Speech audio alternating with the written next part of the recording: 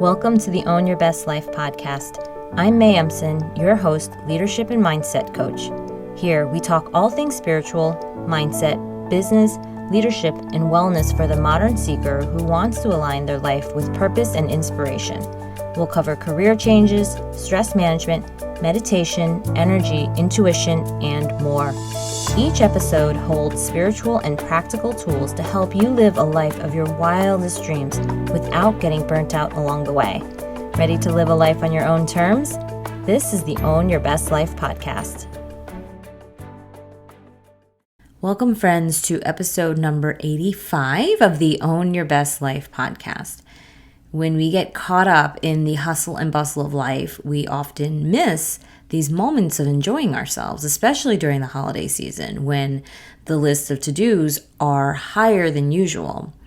What do we do then when there are just so many traditions, expectations, and plans in place?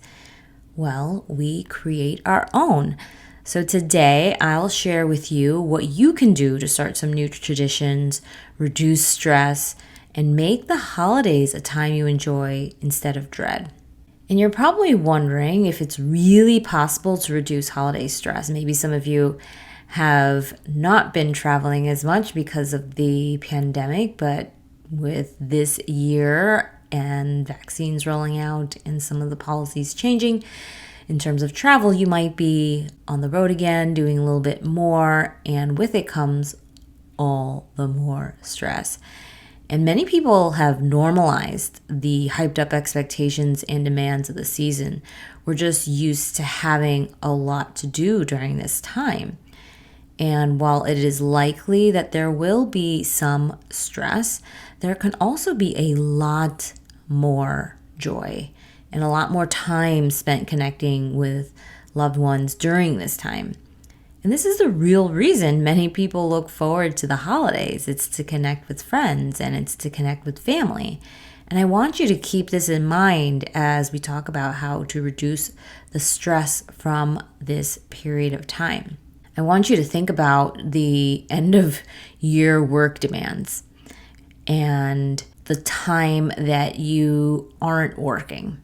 So we have more work coupled with less time working. And we have more personal commitments during this time. And when you start to think about all of that, you can understand why people struggle. I recently read this statistic that most people experience higher levels of stress during this time period, and their health is much worse. Yet, what they really want is happiness and they want connection time. And so despite our best intentions, what is actually happening and what is actually our experience of this time is the complete opposite. So I want you to just recognize if this is the case for you. If you're like, I would love for it to be a time that I enjoy, but I don't really feel that it typically is. It's like the vacation you take and you come back thinking, I need another vacation. So let's do our best to make this time period one where you do feel like it is aligned with the way you want to experience this time period. So when you think about all these demands, the less time working perhaps, the additional personal commitments, the struggle is real. And people struggle specifically with time and money. Those end up being some of the resources people stress about the most. And if you have a lot of both time and money, the demands from you are obviously less. But many people, no matter how much time and money they do have a limited amount at some point. And the holidays may require more from you than your capacity in both of these areas. So let's talk first about what creates holiday stress before we talk about what we can actually do to alleviate it. So holiday stress is resistance. That's what stress really is. It's resistance, and it's resistance to the things we have to do or be or have during this time. And maybe you have to get your work done in 3 weeks' time so you can have a week without work. And this is just a fact, right? You want to take some time off.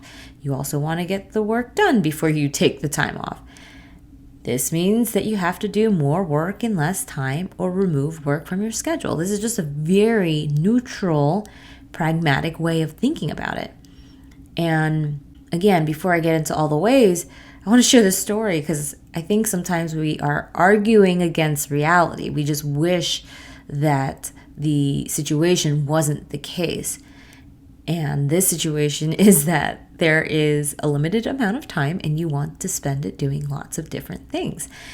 And so the story is that I remember when I was on a project and we were talking about this concept of bubble staffing. It's not a very technical term, but it meant that during this period when this client was launching several new facilities, that they would need extra staff to be able to cover all the extra work during this time period. And people didn't want to hear it. They wanted costs to be the same. They wanted hiring to be the same. They also wanted to launch successfully. So we do this with our own lives. And I want you to get this before we get into some of the tactics, because if you want to take time off and not be working during your time off, and yet we resent any kind of change to what we have to do, we're setting ourselves up for failure. So we must realize that we feel stress because we don't want to do what is needed to address the desires that we do have. And so the first thing you'll want to do is to reduce, eliminate, or shift some of your work. And this includes looking at your schedule weeks or months in advance to plan out anything that has to be done earlier. Some of you like to take 2 weeks off. Some of you like to take 2 days off. It doesn't really matter how much time you are taking. What matters is that you realistically address the workload you have. We often think we're going to get so much done when in reality there are a lot more unscheduled to-dos that pop up as we head into the end of the year. Everyone's trying to wrap up their things, hit their goals, hit their objectives, and so the requests might come piling in a new and different frenzy. We need a plan for that. What is more realistic is to actually finish the year by focusing on what is most important and what can be delayed, and really holding tight to those things. And I know it's hard because sometimes we have so many competing objectives, but we really do have to look at reducing, shifting, or eliminating, especially if you are taking time off. If you're not taking time off, then that is fine. You do you, and you let your workload be what it normally is. But if you are definitely looking at having some days where you are not online, where you are not checking emails, or where you're not responding and creating and sending things off, then you do need to plan in advance. It is such a simple thing, but it is one of those reminders that we all need. Second thing that you can do is to spend time instead of money. So there will always be things you need to spend money on, but perhaps you can make the majority of your holiday investments into experiences with loved ones. How about a nice dinner, or maybe a trip that you've been meaning to take? What about a coffee date or a hike? Even kids who all day long will want toys or very material things will also want to spend time with you even more. And if they don't, they can be taught to do that. The feeling we are trying to buy them can be created. And I know that sounds pretty direct there, but that's what happens. A lot of times we're trying to buy feelings. We're trying to buy happiness. We want that look on their face when they open up these gifts. So just be aware of what we are doing when we try to buy happiness in the form of material things. And I do think that it is a challenge for us to create these feelings instead of buying them. But it's a worthy challenge. And there's something pretty magical about being that person in someone's life who shows someone how to be happy for almost no reason at all.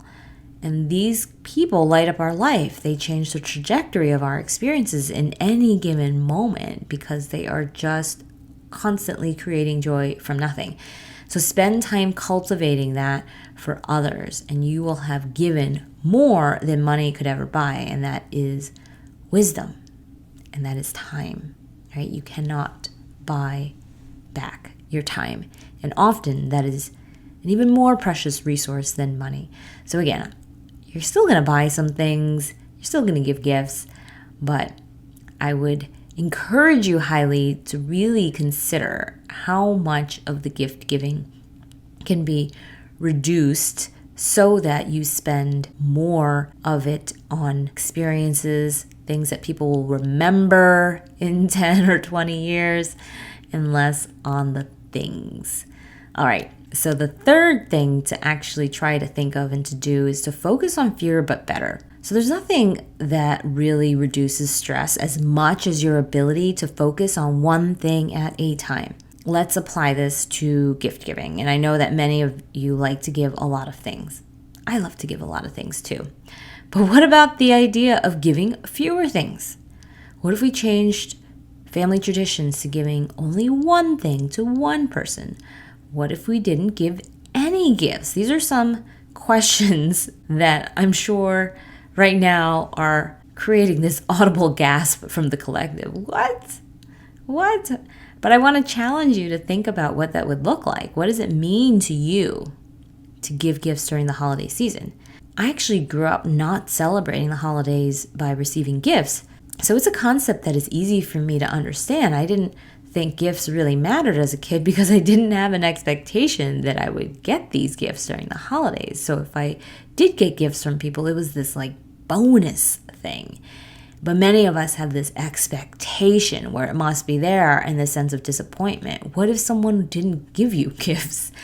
And for many of us, that might be the case. We're adults now, and we can usually buy all the things we need. And so we need to be able to kind of curate these experiences for ourselves instead of being that child that needs a parent to create these experiences for them. At the same time, like I spoke to before, what could we do to also enable our kids to be empowered to understand at some point through your own model of example what it looks like to create feelings and not buy them and not buy our feelings. So when you think about the gifts, I have this story in my past, which is gifts are a bonus because I didn't get them. But I did always feel supported. I always felt like my parents gave me what I needed. They didn't give me what I wanted. There was a lot of, no, not that, and not these things that you would think would be a little bit more like superficial items. And that's hard when you're a kid. You kind of want all the things. But at the end of the day, I realized they gave me everything I needed, right? They were very supportive of all the things that I was really investing my time and energy in. I also love giving gifts, but I realize that the giving is more about me than the other person. So what would I do if I was to really think about what mattered to that person?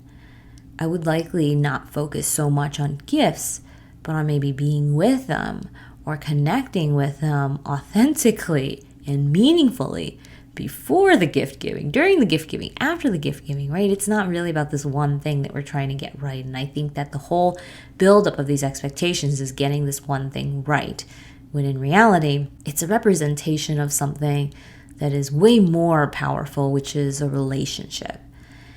And you can think of this fewer but better concept as it also applies to your scheduling of your life. If you are so overwhelmed from all the commitments that you have on your time, you will likely resent the activities in the moment. This is when planning and communication ahead of time helps. It doesn't all have to be done during this time of the year. If you're visiting family or friends, can you schedule one of those visits for a different time that may not be so jam-packed? Because when we say yes to something, we're always saying no to something else. We say no to quality time with fewer people. We say no to more space in our lives.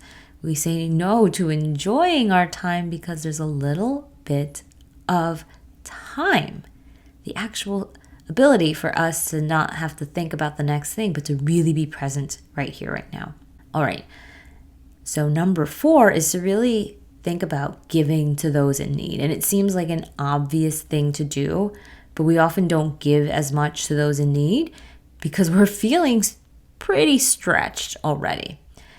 And when you can tie the holidays to giving, however, you will actually remind yourself of how abundant you really are in terms of time and money. It doesn't take much money to buy some food for the local food pantry or give some gifts to a child. It doesn't take that much time to volunteer for a few hours or to clean up your local neighborhood. Maybe you pick a street and you help. Not even with a group, you can just do it on your own, and you can make this something you do with others. And if you don't feel like you have enough of something, actually try giving some of it to someone else. This is really good habit because it will train your brain that your circumstances don't change your sense of generosity and abundance. Being in a sense of lack is where the root of all of our money and time not enoughness feeling comes from. When we feel like we don't have enough time or money, we get stressed, we get overwhelmed. And giving is a habit. It is a habit. Therefore, so is feeling abundant. That is also a habit. So the fifth thing we can do is to create simple and magical moments. The start of any new traditions comes from the moment that you do something that feels a little bit magical. And magic can be found in connecting with people in a new or different way. And one of the things that I do with my family is that on Thanksgiving Day, we'll go to a local coffee shop and we'll get a coffee, or I get a decaf latte drink, plant-based, because I'm lactose intolerant. But we have this tradition where we get these coffee drinks out on our way while we head out shopping for a few last-minute grocery items for that day. And it might seem weird that we enjoy grocery shopping on Thanksgiving Day, but we do. Why? Because we take our time. There's no rush. We don't feel like we should have had everything done or purchased beforehand. There are actually fewer people in the store that day. So we get to enjoy our coffees and our lattes as we shop. So you can take that opportunity to see in each moment when you're experiencing this year for yourself, what small traditions you can create. It can be something small, like my example of a coffee/latte ritual, or something bigger like the way you decide to decorate your home. Or maybe you decide to give gifts in a certain way that's special to you or your loved ones, or you make a specific dish, or you release some of the expectations and you do things completely differently. And maybe you create a new moment each time and you just see what sticks and see what doesn't stick very naturally. Don't overthink it. Just notice what pleasant moments you are having and make note of it as something you want to do next time. Really simple, but really effective. All right, so number 6 is to give up the need to be right. There are so many encounters with people during the holidays.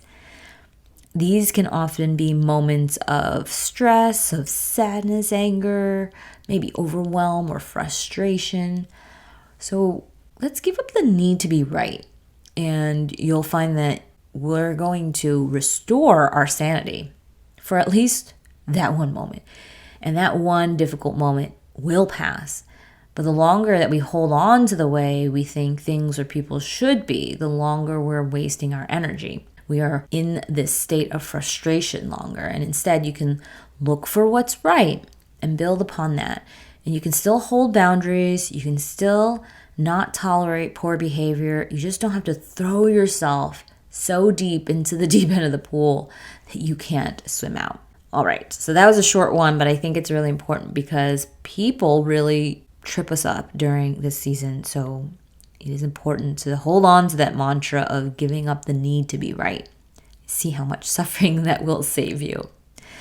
All right, number 7 is to practice daily mindfulness. So we can set ourselves up for success by acknowledging that we've got more than usual on our plates during this time, and that we're going to need really good daily habits to manage the chaos. And mindfulness is that ability to notice thoughts, feelings, bodily sensations. When you commit to a mindfulness practice like meditation, yoga, or for even some people, journaling. When you commit to that each day, you can be more aware of how you are feeling and what you are thinking in each moment. And why is this important?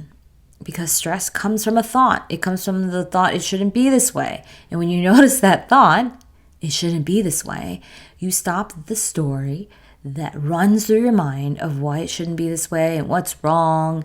And instead of feeling overwhelmed with stress or frustration, you stay with the sensation of overwhelm, that sensation of stress, and noticing those thoughts of, I'm thinking about it like this, until it passes. Just notice that it's a thought. And if you have an accidental thought like it shouldn't be this way, you can also have an intentional thought like, I wonder why I get so worked up about this. And so all of these questions will lead us to a better train of thought that seeks to understand instead of for us to blame. And so this one question can reduce an immense amount of suffering in your life. But practicing it by committing to mindfulness practices will actually allow us to remember how to come back from these runaway monkey minds consistently every single time. I used to get so tripped up for a lot longer than I do today.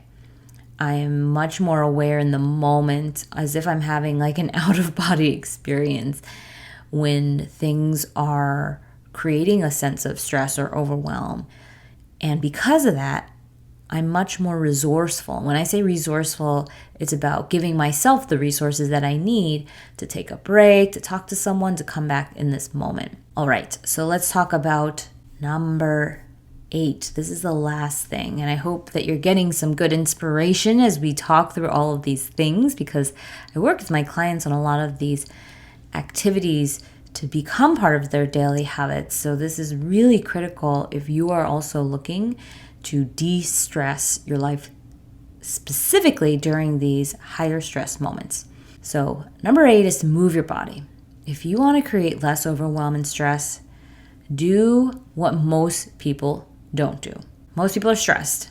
Like I told you when I was reading that study, most people experience the stress. And you start to think about, well, what do most people do? Well, most people overeat during this time period. In addition to the things that I was talking about in terms of the way they're thinking about money, about time, about giving, about having to give a lot because it means something to give lots of things, or it means something to give this kind of thing to someone in this way.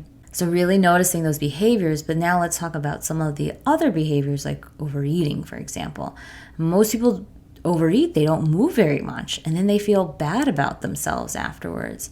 And this is where that strenuous workout regimen or restrictive eating program comes in immediately once January hits. And there's nothing wrong with intense programs. I love challenging my own body, and I love seeing what's possible. And I know a lot of people do too. But I encourage you to also move your body and also enjoy yourself during the holidays without the shame.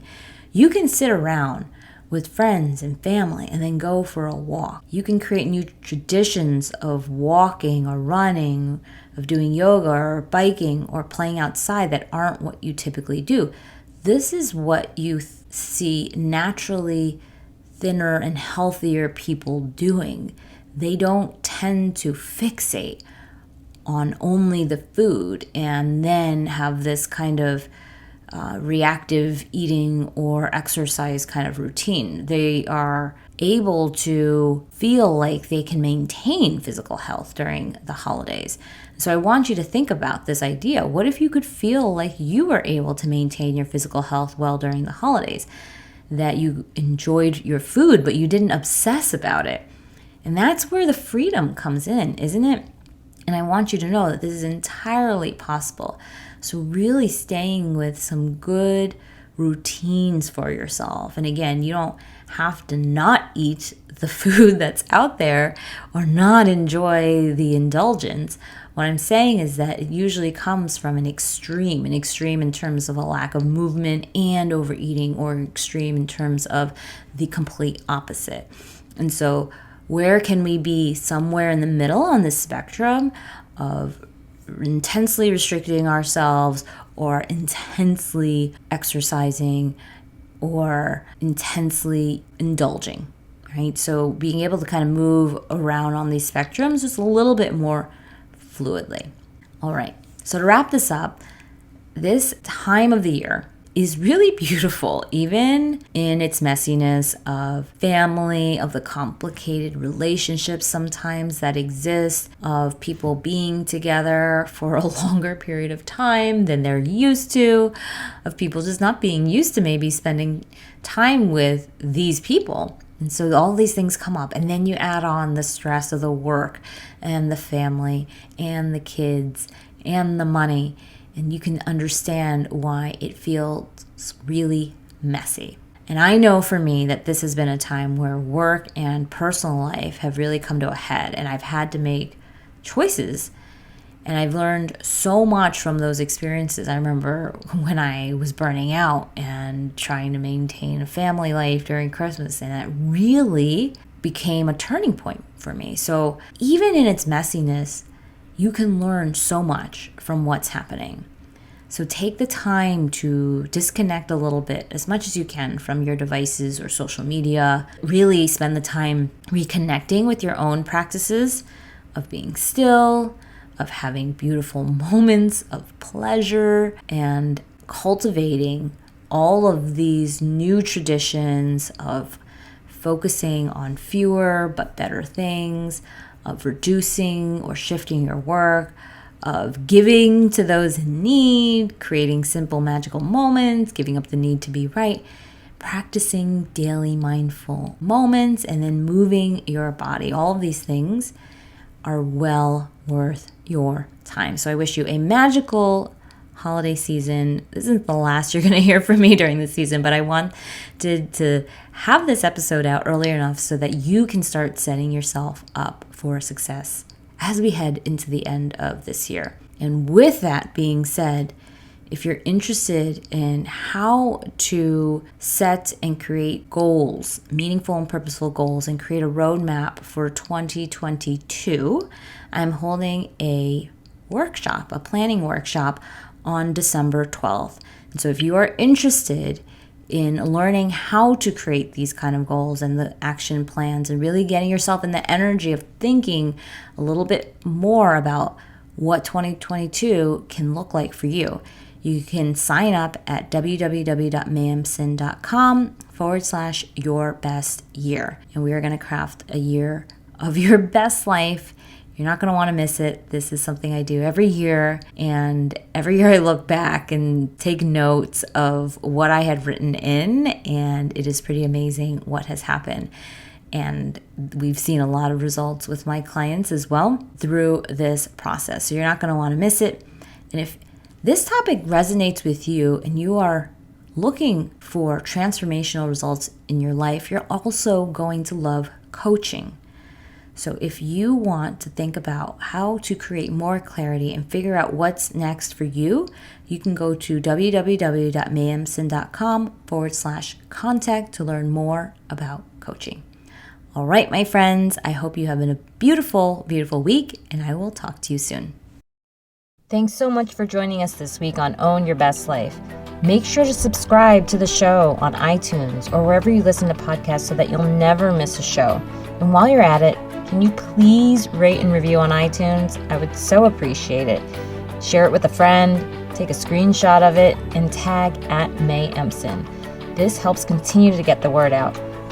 For more show notes and resources, check out www.mayemson.com. It'll have all the links to everything you heard here today. Thanks so much for listening. It's time to own your best life.